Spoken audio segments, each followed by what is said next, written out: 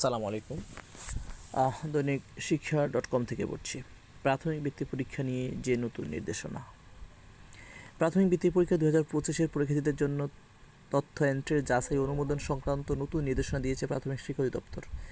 বৃহস্পতিবার 5 মার্চ অধিদপ্তর থেকে সংক্রান্ত একটি চিঠি সব উপজেলা ও থানা শিক্ষা কর্মকর্তাকে পাঠানো হয়েছে।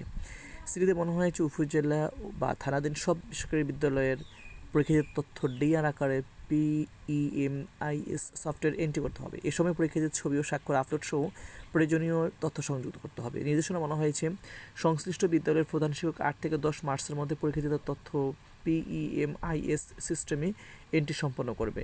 এরপর তথ্য যাচাই করে তা উপজেলা প্রাথমিক শিক্ষা কর্মকর্তা UPEO বা সহকারী উপজেলা থানা প্রাথমিক শিক্ষা কর্মকর্তা ATPO আইডিতে পাঠাতে হবে। এন্ট্রিকৃত তথ্য পাওয়ার পর UPEO ATPO কর্তৃক যাচাই করে প্রয়োজনীয় সংশোধনের জন্য বিদ্যালয়ের আইডিতে ফেরত দেওয়া হবে এবং বিদ্যালয় কর্তৃক সংশোধিত তথ্য পুনরায় যাচাই করে অনুমোদনের জন্য পাঠাতে হবে। পরবর্তীতে UPEO ATPO কর্তৃক প্রেরিত পরীক্ষার্থীদের তথ্যের সঠিকতা যাচাই করে চূড়ান্ত অনুমোদন দেওয়া হবে। এই প্রক্রিয়া 8 থেকে 11 মার্চের মধ্যে সম্পন্ন করতে হবে। চিঠিতে বলা হয়েছে, নির্ধারিত সময়ের মধ্যে সব তথ্য এন্ট্রি সহ সঠিকভাবে এন্ট্রি অনুমোদন সম্পন্ন করতে সংশ্লিষ্ট সকলকে প্রয়োজনীয় ব্যবস্থা নিতে হবে। ধন্যবাদ।